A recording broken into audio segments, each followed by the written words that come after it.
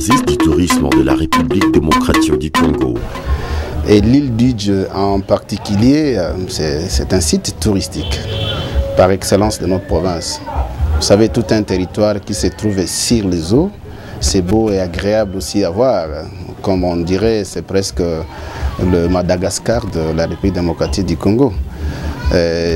Si vous avez le temps de parcourir toute l'île, vous allez vous rendre compte qu'il y a beaucoup de merveilles. À l'occasion de la célébration de la Journée mondiale du tourisme, du 26 au 28 septembre dernier, le ministère national du tourisme en République démocratique du Congo a organisé sur la majestueuse île d'Idj, en collaboration avec le gouvernement provincial du Sud Kivu, les territoires d'Idj et Upland Idj Project, la 2e édition du festival touristique Matumaini. Nous avons été très honorés par la présence du ministre national qui était l'organisateur. Il tenait vraiment à y être personnellement. Et le gouverneur qui était représenté par le vice-gouverneur et tout le gouvernement provincial du Sud Kivu était ici. Tout s'est déroulé à merveille et tout le monde est sorti satisfait et nous avons reçu des compliments. Mais même nous-mêmes, en tout cas, nous avons été satisfaits de notre travail. Upland Idj Project, l'un des partenaires clés du ministère provincial du tourisme, à cet effet, présenté au ministère national toutes les activités des GEM et a agrémenté la précédente édition. Plusieurs allocutions de remerciements et projections ont caractérisé cette cérémonie de la célébration de la 40e édition de la Journée mondiale festive sur l'île d'Idj, aussi de la 2e édition du festival touristique Matumaini qui a accroché le public en l'air d'Idj.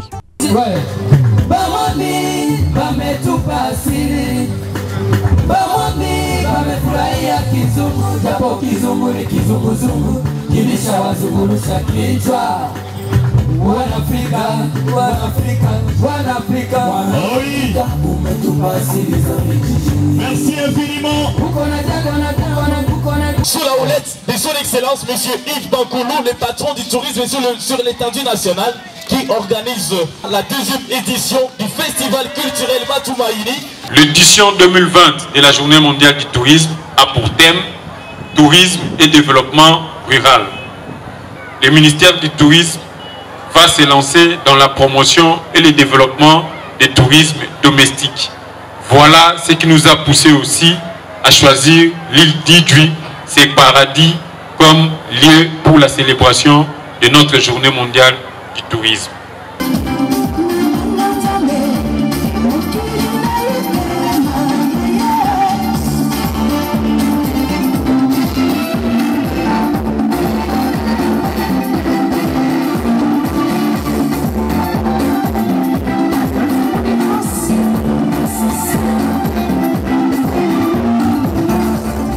Plusieurs activités ont été au rendez-vous en toile, des fonds de la danse traditionnelle et retentissement des tambours en signe d'accueil. Et agrémenter cette cérémonie, plusieurs groupes culturels ont défilé sur le podium pour rendre cette journée festive sur cet archipel à vocation touristique isolée et non enclavée.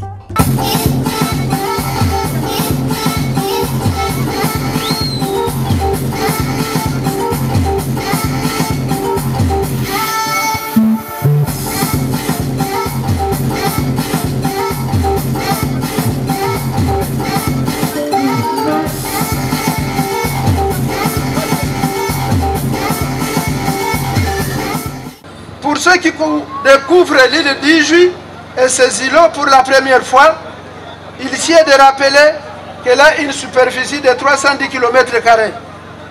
Il a été érigé en territoire en 1974. Elle est subdivisée en 2 chefferies avec plus de 330 000 habitants. Des habitants très accueillants et pacifiques qui vivent de l'agriculture, de la pêche, de l'élevage et du petit commerce. L'île d'Idj est particulièrement connue comme un oasis de paix, une grande opportunité pour le tourisme. On retient en passant que pour Upland Idj Project, qui est l'initiative du couple Massoda. Je ne suis pas née avec la vision. Je suis médecin de profession spécialiste de surcroît. Et j'aimais la médecine et je la faisais aussi de tout cœur. Mais à un moment donné, j'ai été prise dans la cartographie de Tracom et nous avons sillonné 60% des territoires congolais. Et c'est là qu'est née ma vocation. Parce qu'il nous arrivait de fois, dans le fin fond du Congo, vous avez de l'argent, vous n'avez même pas où manger. Vous avez de l'argent, vous n'avez même pas où loger. On se promenait comme des touristes dans le temps, des touristes de la nature. On se promenait avec des coussinets. Donc, nous pouvions parcourir des kilomètres et des kilomètres en arrière de l'itinéraire ou dans le sens inverse de l'itinéraire, seulement parce que nous devrions trouver où loger. La province du Sud Kivu est heureuse de vous recevoir en ce jour qui restera gravé dans ses annales à l'occasion de la célébration en République démocratique du Congo de la 40e journée mondiale du tourisme. Toute ma reconnaissance au gouvernement de la République et de manière particulière au ministre du Tourisme qui est avec nous ici pour avoir choisi la province du Sud Kivu et spécifiquement l'île d'Idjouï pour abriter les cérémonies de cette journée. C'est une occasion de montrer au ministre ainsi que tous les invités que le tourisme est possible sur cet archipel à travers ses infrastructures hôtelières déjà implantées sur cette terre d'espoir, qu'a de l'hôtel Upland Idjouï dans sa capacité d'accueil à héberger toute la délégation du ministère national et provincial lors des festivités de la 40e édition de la Journée mondiale du tourisme, célébrée sur cette perle de l'Afrique centrale.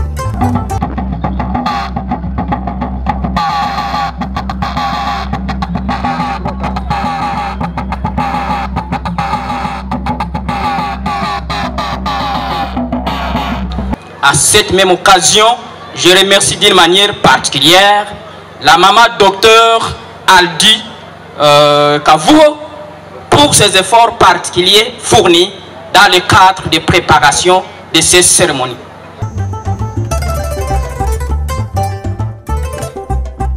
Ce festival qui à sa 10e édition donne l'opportunité d'affaires aux opérateurs économiques œuvrant dans le secteur touristique de booster leur business et aussi aux artistes et sportifs de présenter aux festivaliers leurs talents cachés.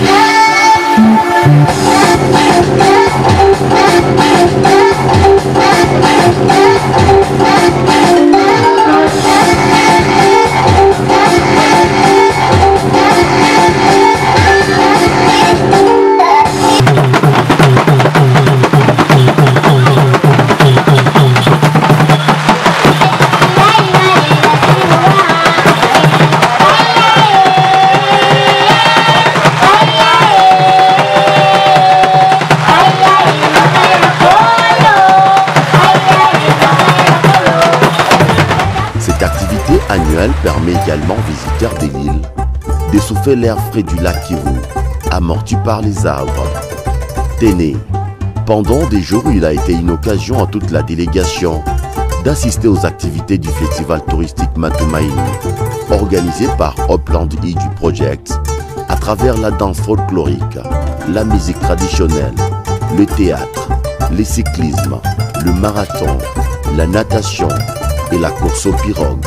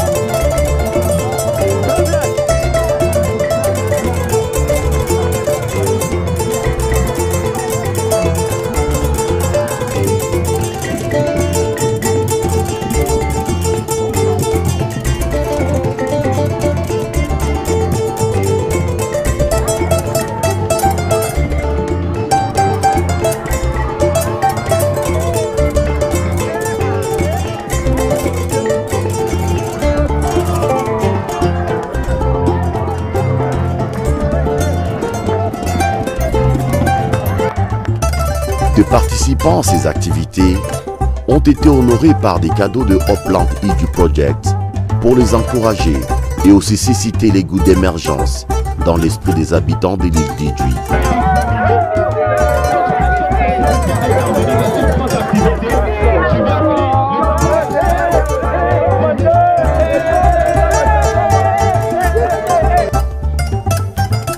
Cette journée s'est clôturée par une réception dans la grande salle des conférences de l'hôtel Upland Idjouy.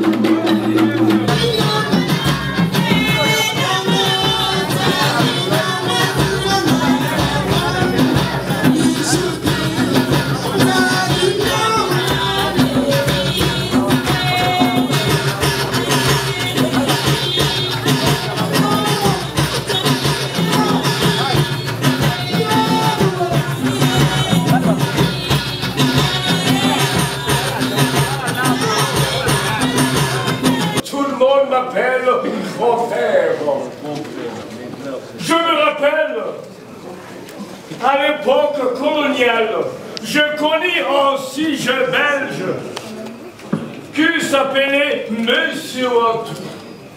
Il ramassa poisson et mit l'oiseau dans sa gibecière. Tout en marchant, l'oiseau ne faisait que...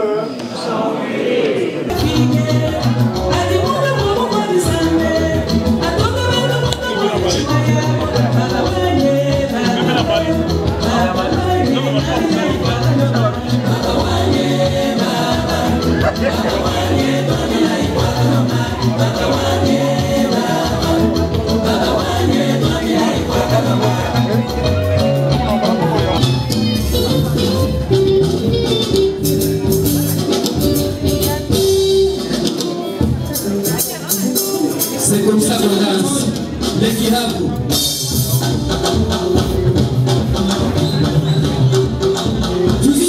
Si tu peux rester, tu peux danser comme ça, c'est une vacances, si vous pouvez préparer vous.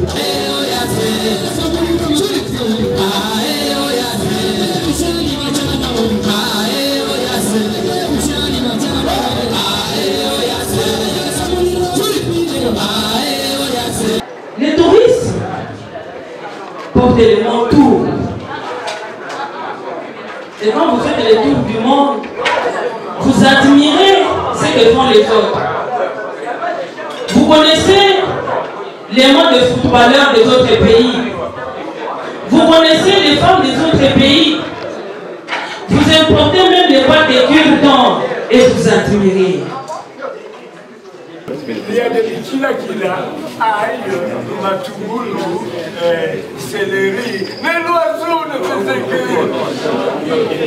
l'oiseau ne faisait que... l'oiseau ne faisait que... l'oiseau ne faisait que... l'oiseau ne faisait que... Merci beaucoup, vous avez bien.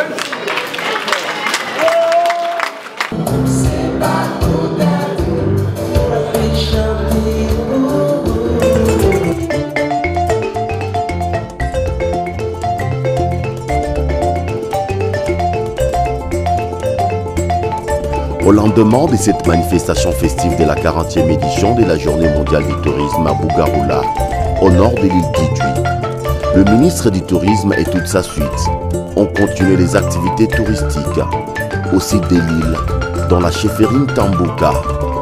Un accueil chaleureux a sectionné leurs arrivées dans la cour royale. En ricochet, cette délégation a bénéficié des informations sur le fonctionnement de la chefferie, sa richesse, son pouvoir et sa défense.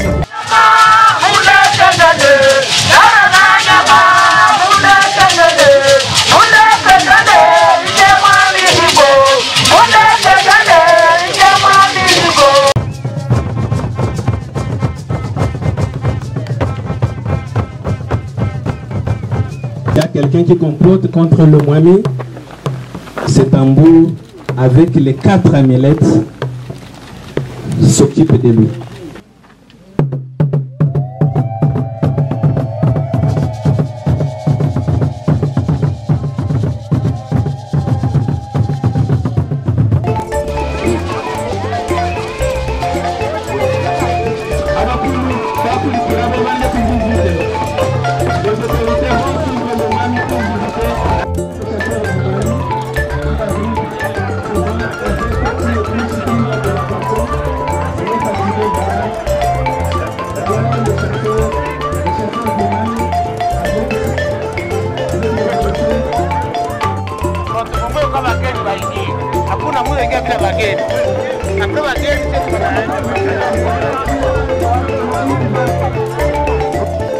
Les sites touristiques tels que le mont Mani, montagne le plus élevée de l'île, regorgeant la grotte la plus ancienne et touristique de l'île.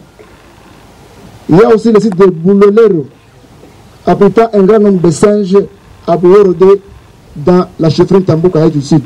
Je vais annoncer à Sa Majesté Mwami que désormais, chaque année, nous aurons un festival Matumaini qui sera déroulé à Idjwi et soutenu par le gouvernement.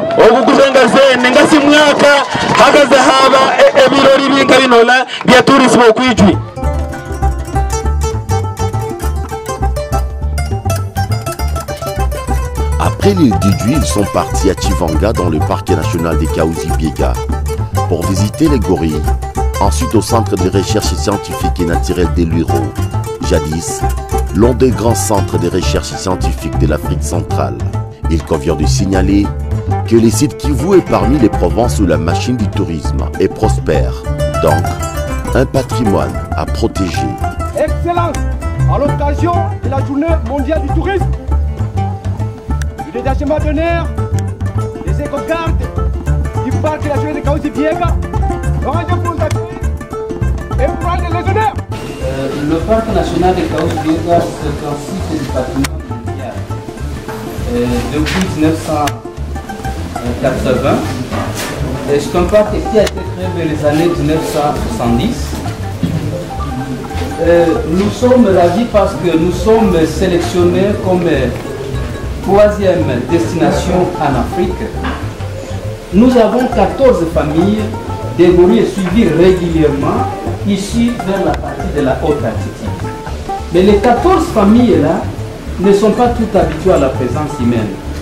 Si on regarde, avant des guerres à répétition que nous avions connues, il y avait plus de 5 familles qui étaient totalement habituées, notamment la célèbre famille Mahesh qui était sur le gros billet de 50 000, Zahir, qui était tué pendant des guerres que nous avions connues. Il y a d'autres qui étaient tués pendant cette période. Mais maintenant, les rescapés que nous avions dû trouver maintenant, nous avions dû y aller progressivement. C'est pourquoi aujourd'hui, nous avons d'abord des familles qui sont habituées à la présence humaine, notamment Chimanuka et Bonane. Et nous avons un solitaire appelé Mugaruka. Indépendamment de sa volonté, il a voulu vivre seul. Pourquoi nous devons protéger le gorille des growers? Ils sont sur la liste du patrimoine mondial en danger critique. On en parle tellement trop. Mais nous autres, nous en sommes victimes. Il y a Juvenal qui parlait des noms. Bonane, Mugaruka, Mouinja. On est tellement habitués à eux que ce sont nos cousins.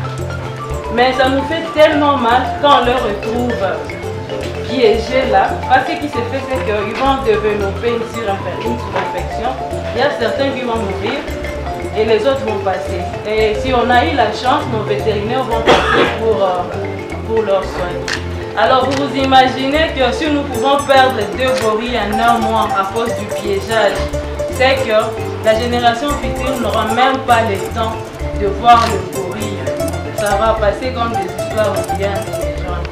Ceci explique notre passion à nous tous, à sensibiliser les communautés et à leur montrer que nous ne sommes pas là pour leur chasser de leur forêt, mais avec eux, ensemble, nous pouvons aider à ce qu'il n'y ait pas ces cercles vicieux.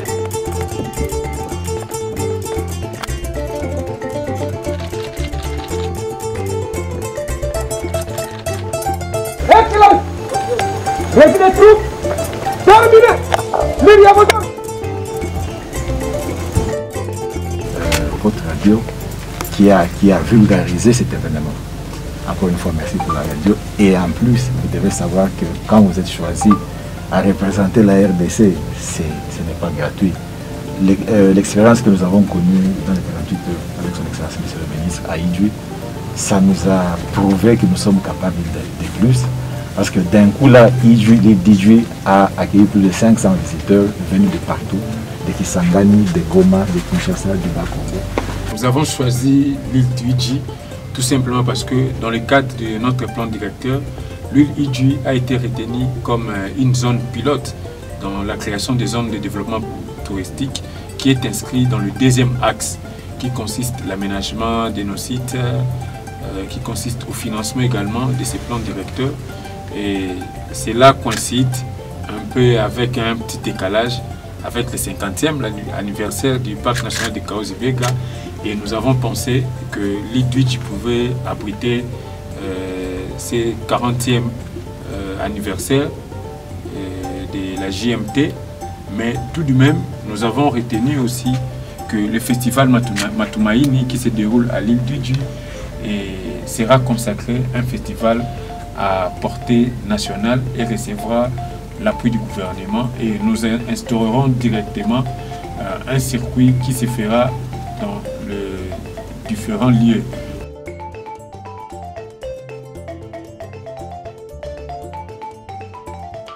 Après toutes les visites des sites touristiques de la province du Sud Kivu, le ministre du Tourisme a réuni les opérateurs économiques dans les secteurs du tourisme. Au cœur de cette réunion, le ministre a expliqué à ses interlocuteurs la politique du gouvernement via son ministère, ainsi que les moyens dont il dispose pour booster les secteurs du tourisme.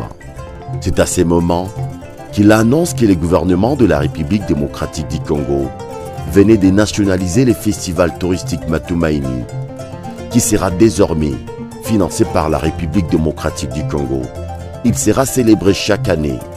Nous allons commencer les activités à Idjoué. Nous allons faire caler et puis clôturer à Bukavu.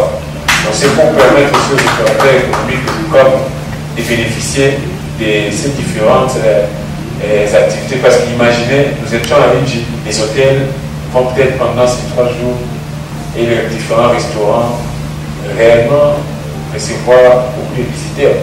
Parce que dans le cadre de notre stratégie de promotion, nous avons pensé, sans l'organisation des activités, donc le tourisme festivalier, il est très difficile réellement d'accompagner les opérateurs.